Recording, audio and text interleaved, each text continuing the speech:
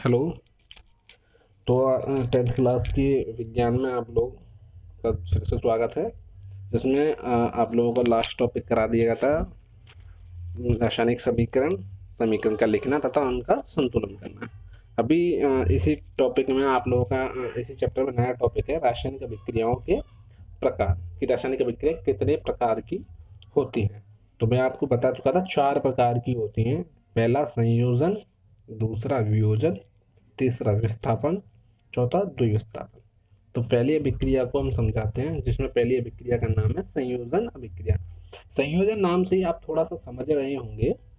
संयोजन का मतलब होता है जुड़ना, जुड़ने वाली अभिक्रिया। मतलब कोई दो या दो से अधिक तत्व या पदार्थ या मिलकर एक नया एक बनाएंगे यौगिक या तत्व। ठीक है, तो इस अभिक्रिया को क्या कहते हैं? संयोजन अभिक्रिया कहते हैं। ठीक है, अब आपको बुक में क्रियाकलाप के द्वारा एनसीईआरटी है, तो आपको बेटर से बेटर समझाने की कोशिश की जाती है। तो इसको समझाने के लिए मैं बताता हूँ। पहले आप लोगों के लिए CaO नाम का एक पदार्थ लिया गया है, जिसको हम कहते हैं कैल्शियम ऑक्साइड। क्या कहते हैं? Calcium oxide. आप लोग देख पा रहे हो डिस्प्ले में, ये देखो CaO, इसको कहते हैं कैल्शियम ऑक्साइड। कैल्शियम ऑक्साइड को शुद्ध दूसरा नाम होता है हिंदी में बिना भुजा चूना। जो चूना तंबाकू वाला जो होता है वही चूना होता है, लेकिन बिना भुजा हुआ। आप जो कुछ लोग जो तंबाकू गुटखा खाते हैं उसमें चूना मिलता है, वो भुजा हुआ चूना होता है। ये उसी का ही फॉर्म है, पर बिना भुजा हुआ चूना। तो आप बोल रहे हैं सर क्या पढ़ा रहा है, लेकिन कुछ चीज़ें हैं जो समझने के लिए बेहद ज़रूरी होती हैं, और अपने व्यवहारिक जीवन में, दैनिक जीवन में हम जिन चीज़ों को ज़्यादा देखते हैं उनसे समझने की कोशिश करेंगे अपने विज्ञान को, तो हमें विज्ञान जल्दी समझ में आएगी।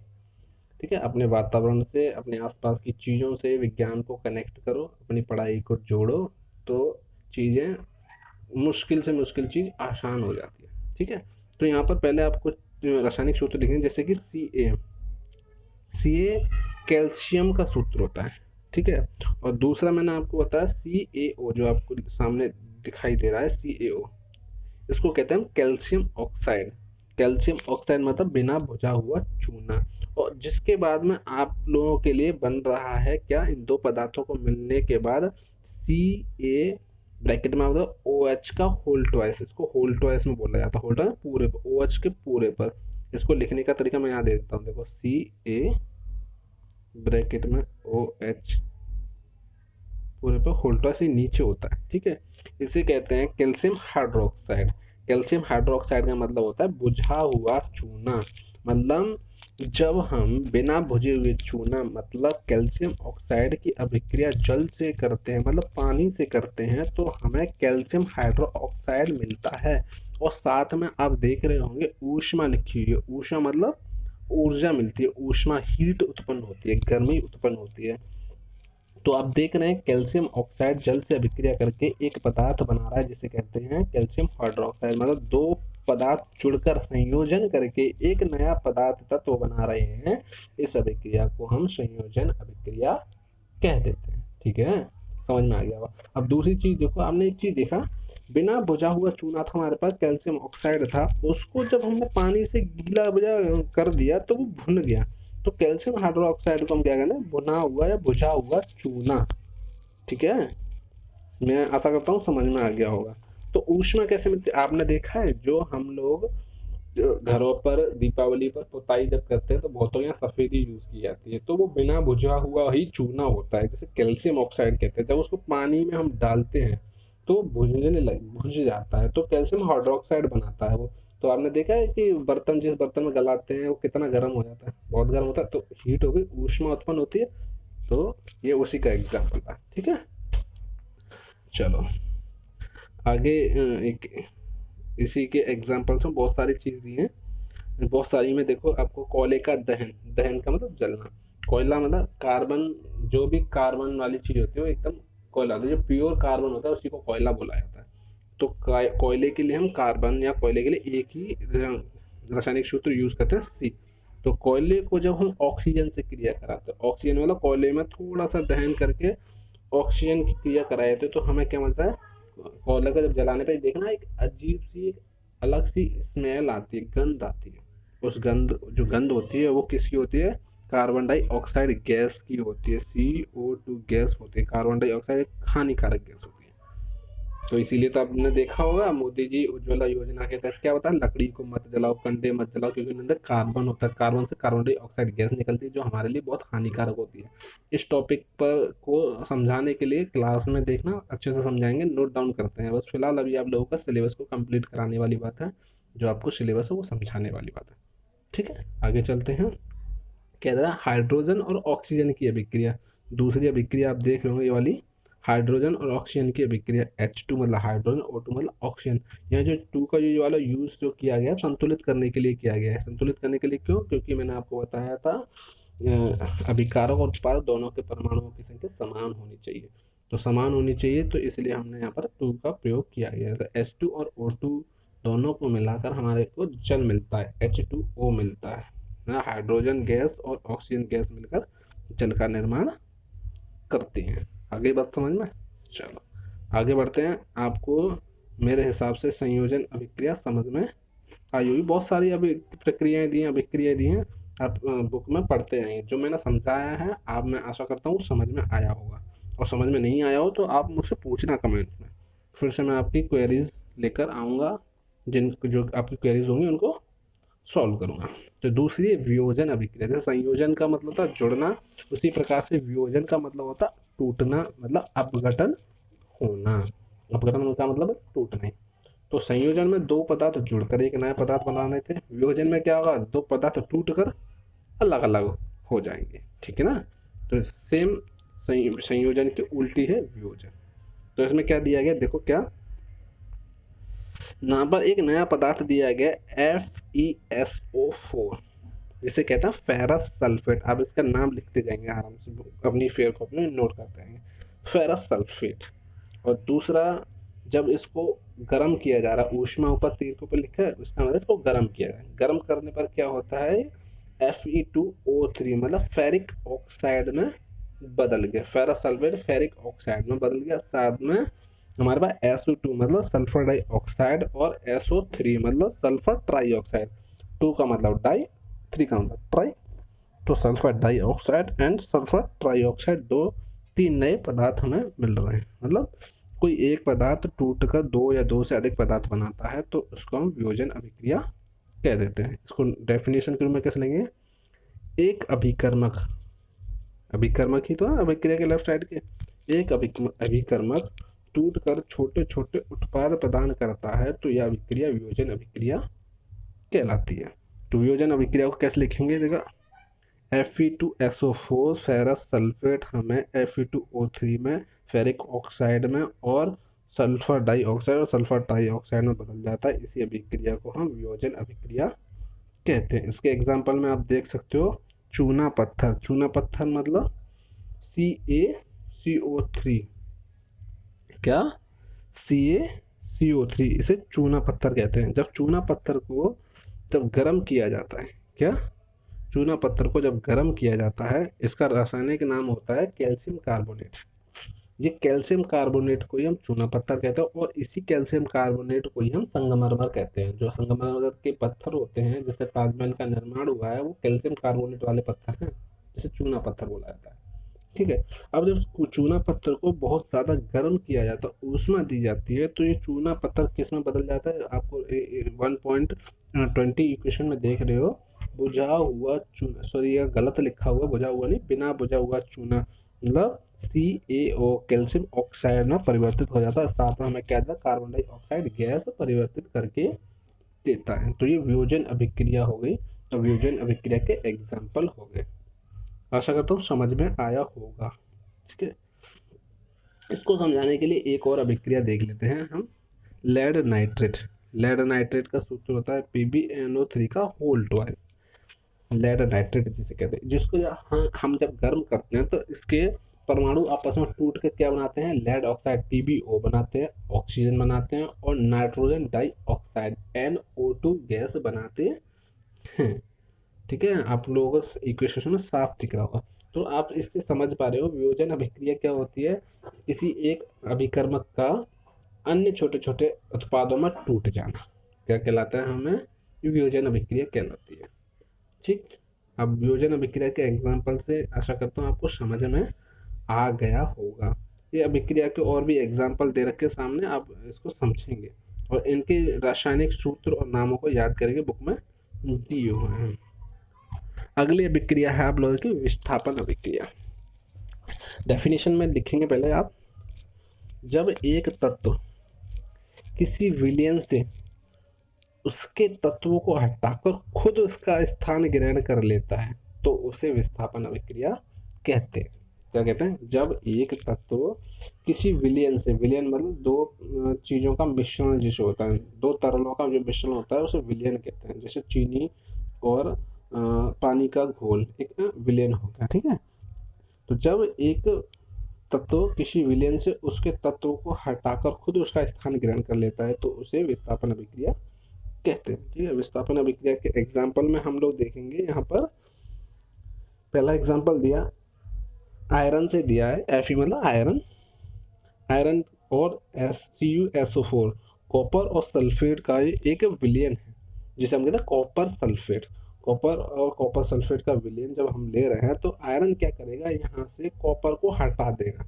देख रहे हो आप रासायनिक अभिक्रिया में, यहाँ F क्या कर रहा है, ये वाला F क्या कर रहा है, यहाँ से इस Cu को हटाकर खुद उसकी जगह पर जुड़ जा रहा है। ये देखो सामने, ये जुड़ गया, SO4 के साथ खुद जुड़ गया और जुड़ के क्या कर दिया, इसने आयरन सल्फेट बना दिया और कॉपर को हटा दिया। कॉपर देखो यहाँ अलग हो गया बिल्कुल। और जबकि कॉपर किसका सहयोगी था या किसके साथ मिक्सचर कर रहा था या जुड़ रहा था, विलयन बना रहा था, Cu के साथ, SO4 के साथ। ये देखो यहाँ पर उल्टा हो गया, क्या कर दिया इसने, लोहे ने मतलब आयरन ने क्या कर दिया, Cu मतलब कॉपर को हटाकर उसकी जगह पर आ गया।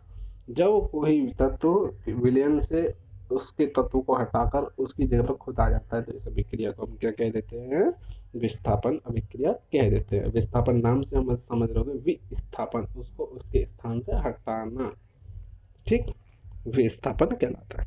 और एक एग्जाम्पल, दूसरा एग्जाम्पल और देख लेते हैं। जिंक, जब हमने जैसे कॉपर सल्फेट के विलयन के साथ हमने आयरन की प्रक्रिया की थी, इस प्रकार से अगर हम जिंक की ओर करके देखें तो क्या करेगा, जिंक भी क्या करेगा, कॉपर को हटा देगा और उसके सल्फर के साथ क्या करेगा, जिंक सल्फेट बना देगा। दूसरी विक्रिया आप लोग देख रहे होंगे, ये वाली विक्रिया, ठीक है। ऐसे ही यहाँ पर हमें अगला कौन सा दिया है, कॉपर क्लोराइड। अगली अभिक्रिया में देखो कॉपर क्लोराइड दे रखा है, ये कॉपर क्लोराइड, कॉपर क्लोराइड भी एक विलयन है। तो कॉपर क्लोराइड में के साथ में हम लेड की अभिक्रिया करा है, पीबी की अभिक्रिया करा है, तो क्या कर रहा है, यहाँ पर लेड क्लोराइड बना रहा है और कॉपर को हटा दे रहा है। तो आप इन सभी अभिक्रियाओं से विस्थापन अभिक्रियाओं के विषय में समझ पाए होंगे, आशा करता हूँ। और अगला है आपका द्विविस्थापन अभिक्रिया। द्विविस्थापन में क्या होता है, यहाँ पर केवल विस्थापन था, तो विस्थापन में क्या, एक ही तत्व को हटा रहा था।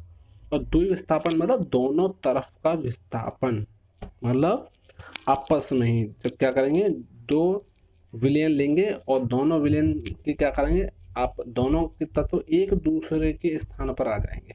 कैसे मैं समझा रहा हूँ, अभी देखो यहाँ पर आप लोगों का अभिक्रिया दिए, देखो जैसे क्या क्या देगा, सोडियम सल्फेट दिया, सोडियम सल्फेट Na2SO4 दिया है और साथ में बोरियम सल्फेट दिया है BaCl2, बोरियम क्या दिया है, क्लोराइड दिया, सॉरी बोरियम क्लोराइड BaCl2 और बोरियम सल्फेट दिए BaSO4 तथा NaCl मतलब सोडियम क्लोराइड दे रखा है।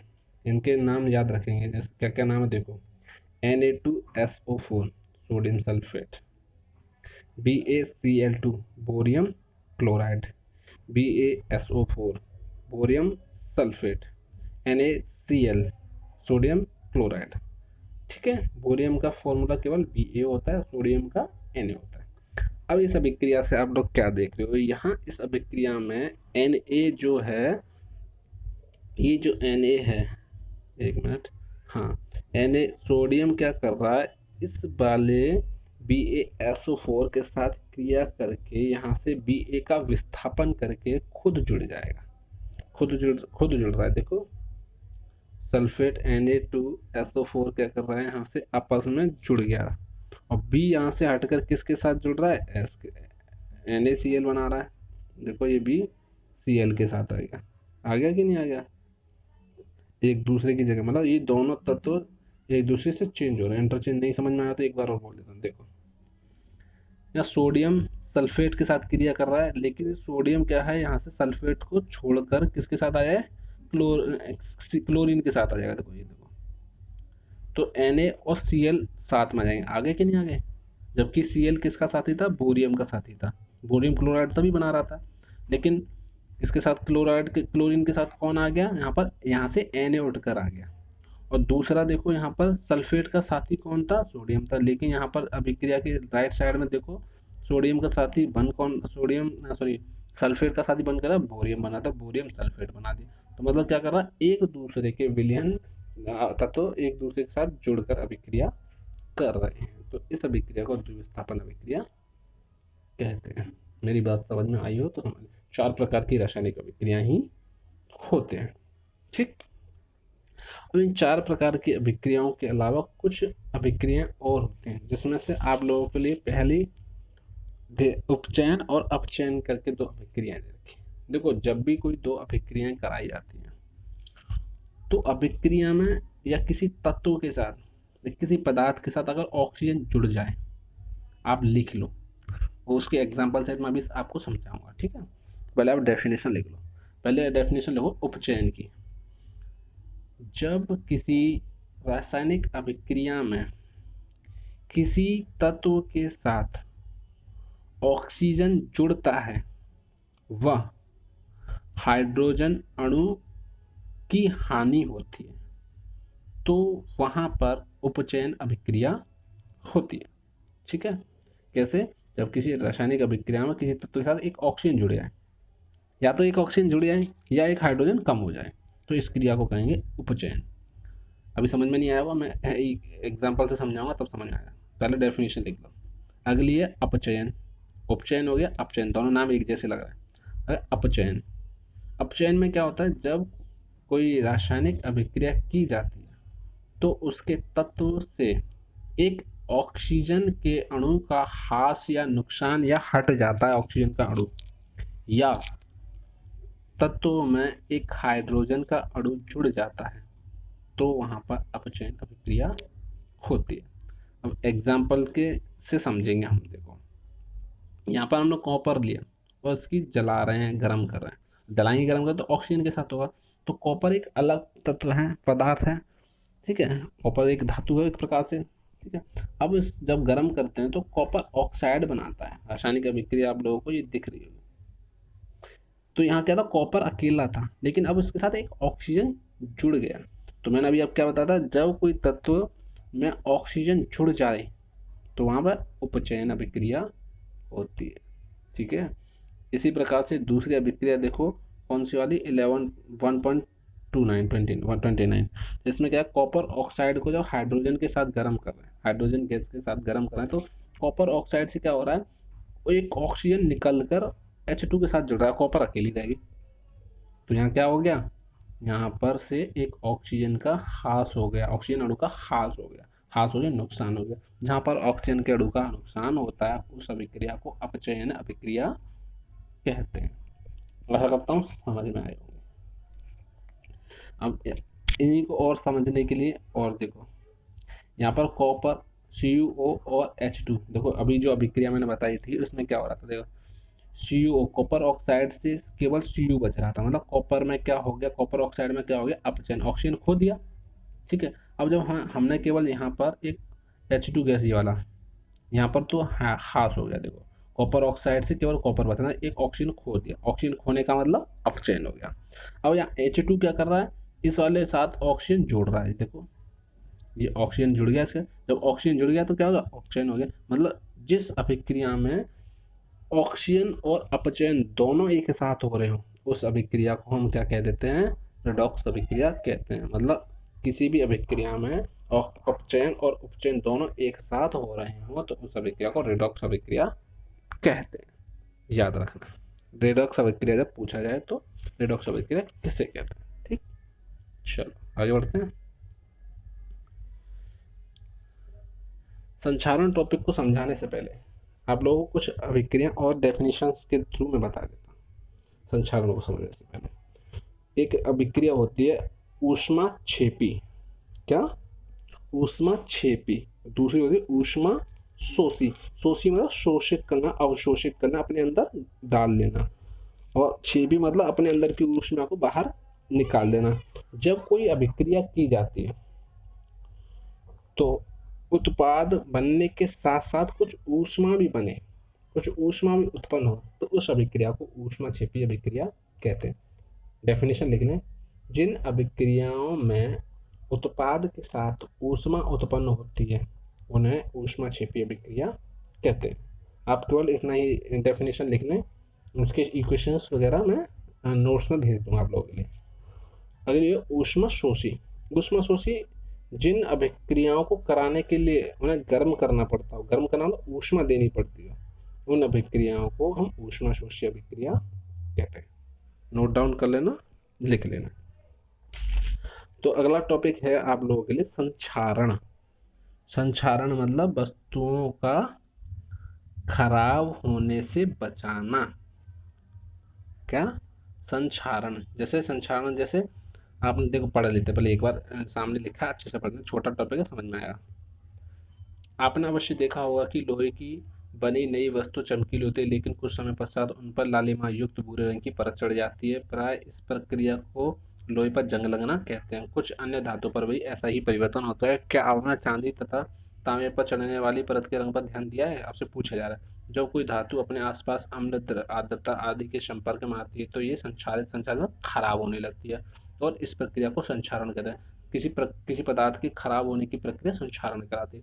चांदी के ऊपर काली परत व तांबे के ऊपर हरी परत चढ़ना संक्षारण के उदाहरण है। मतलब संक्षारण मतलब कुछ चीजों का खराब हो जाना, दोई पर जंगला संक्षारण है। ठीक है, तो समझ में आया, किसी चीज का प्रकृति की आर्द्रता या किसी अन्य कारण से खराब हो जाना संक्षारण कहलाता है। बात समझ में आई? अब संक्षारण से बचाने के क्या क्या उपाय हैं? चीजों को ग्रीस लगा के रखो, ऑयल लगा के रखो, पेंट लगा के रखो, यही तो है, बस। समझ में आ गया? अब विकृत गंधता। विकृत मतलब बुरी, गंधता मतलब गंध, मतलब खराब हो जाना, बुरी गंध आ जाना। जैसे हमारे घर में खाने वाली चीजें होती हैं, रोटी सब्जी वगैरह, इनको अगर खुला छोड़ दिया है तो इनमें गंध आ जाती है, खराब हो जाती है, तो उसी को कहते हैं विकृत गंधता। ठीक है, तो इसमें देखो, वसायुक्त। वसायुक्त मतलब तेलीय। तेलीय खाद्य सामग्री जब लंबे समय तक रखा रहा जाता था, इनका स्वाद या गंध कैसे होती, खराब रहती, कर देती। इसी खराब हो जाने की प्रक्रिया को हम विकृत गंधता कहते हैं। ठीक, अब आते हैं आप लोगों के क्वेश्चन, और ये चैप्टर हो गया आप लोगों का फिनिश।